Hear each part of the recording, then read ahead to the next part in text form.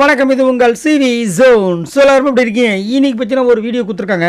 இந்த வீடியோ பார்க்கும்போது முதல் யாருக்கெல்லாம் செம்ம காண்டா இருந்துச்சு அப்படின்றத மறக்காமல் கமெண்ட்ஸ் பண்ணுங்கள். காரணம், இந்த மாதிரி டாஸ்க்லாம் வந்துட்டு ஏன் டிக்கெட்டு ஃபினாலில் கொடுக்காம இப்படி வந்துட்டு எல்லாரோட உயிரை வாங்குறாங்கன்னு தெரியல. ஏன்னா பிக் பாஸ் அப்படின்னாவே ஒரு பெரிய எதிர்பார்ப்பு. வருஷம் எல்லாருக்குமே ஒரு ஈகர் அந்த கேம் ஷோ பார்க்குறதுக்கு அவ்வளோ இன்ட்ரெஸ்டிங்காக இருக்கும்போது இந்த டிக்கெட்டு ஃபினாலே டாஸ்கில் அவ்வளோ வெறித்தனமாக வந்துட்டு நிறைய டாஸ்க்லாம் கொடுப்பாங்கன்னு பார்த்தா மொக்கையாக கொடுத்தாங்க.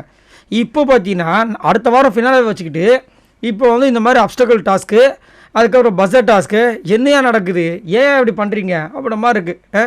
அப்போது டிக்கெட்டு ஃபினாலே இந்த டாஸ்க்லாம் வச்சுருந்தா ஒரு சிலர் வின் பண்ணியிருக்க மாட்டாங்க, விளையாடிருக்க மாட்டாங்க அப்படின்ற ஒரு காரணத்துக்காகவே இந்த டாஸ்க்லாம் நீங்கள் கொடுக்கலையா அப்படின்ற ஒரு கேள்வி வருது. ஸோ இங்கே பார்த்தீங்கன்னா வழக்கம் போல் அர்ச்சனா தான் வந்து அந்த டாஸ்க் லெட்டரை படிக்கிறாங்க. 2 கட்டங்களாக இந்த டாஸ்க் நடக்குமா. முதல் கட்டம் என்ன அப்படின்னா, கார்டன் ஏரியாவில் பார்த்தீங்கன்னா நீங்கள் இந்த ஃபன் எலிமெண்ட்ஸில் நீங்கள் வெளியெல்லாம் போனீங்கன்னா இருக்கும் அந்த டூரிஸ்ட் ஸ்பாட்டில். அந்த மாதிரி வந்துட்டு போகும்போது தடைகள் நிறையா வரும். ஸ்ப்ரிங் மாதிரி இருக்கும், ஜம்பிங் மாதிரி இருக்கும், ஏறி இறங்குற மாதிரி இருக்கும். இந்த மாதிரி விஷயங்கள் அதில் வந்து கலந்துக்கிட்டு அதில் வந்து 3 பேர் வின் பண்ணிங்கன்னா அந்த 3 பேர் வந்துட்டு நெக்ஸ்ட் கட்டத்துக்கு போவீங்க. அந்த நெக்ஸ்ட் கட்டத்தில் பார்த்தீங்கன்னா வீட்டில் நடந்த நிகழ்வுகளை பற்றி ஒரு சில கொஷின்ஸ்லாம் நாங்கள் கேட்போம். அதுக்கு யார் கரெக்டாக சொல்கிறாங்களோ அவங்க தான் வின்னர் அப்படின்ற மாதிரி ஒரு டாஸ்க்கு. செம்ம நல்லா இருக்குது, சூப்பராக இருக்குது, பார்க்குறதுக்கு அருமையாக இருக்குது. இந்த மாதிரி டாஸ்க்லாம் ஏன் டிக்கெட்டு ஃபினாலில் வைக்கலன்ற மாதிரி ஒரு கோவம் வருது. பட் நல்லா இருக்குது. அதில் பார்த்தீங்கன்னா எல்லாருமே சூப்பராக வின் பண்ணுறாங்க, நல்லா விளையாடுறாங்க. அதில் பார்த்தீங்கன்னா நம்ம மணி, பூர்ணிமா, விஜயவர்மா 3 பேரும் வந்து வின் பண்ணுற விஷயங்கள் சூப்பராக காமிக்கிறாங்க. அதுக்கப்புறம் இவங்க 3 பேருக்கு தனியாக வந்து அந்த டாஸ்க்லாம் நடக்குது, செகண்ட் கட்ட டாஸ்க்கு.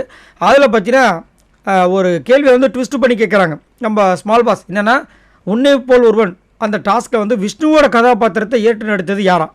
ஏயா, விஷ்ணுவோட கதாபாத்திரத்தை யார்ப்பா நடித்தது?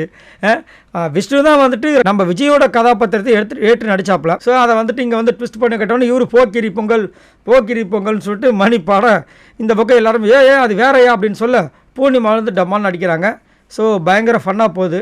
நேற்றுலேருந்து செம்ம ஜாலி தான், ஒரே சோறு தான், ஒரே தண்ணி தான், ஒரே என்ஜாய்மெண்ட்டு தான். அடடா என்ன லைஃபு அப்படின்ற மாதிரி இருந்துச்சு. ஸோ நீங்கள் சொல்லுங்கள், உங்களுக்கு இந்த சீசன் 7 முடிய போகுதுங்க, ரொம்ப ஃபீலிங்காக இருக்குங்க அப்படின்னு நினைக்கிறீங்களா? அப்பா எப்படியோ முடிஞ்சிடறா சாமி, அடுத்தது வேறு ஏதாவது நல்ல சீசனை கொடுங்கயா அப்படின்ற மாதிரி தோணுதா? மறக்காமல் கமெண்ட்ஸ் பண்ணுங்கள். பாய் நண்பர்களே.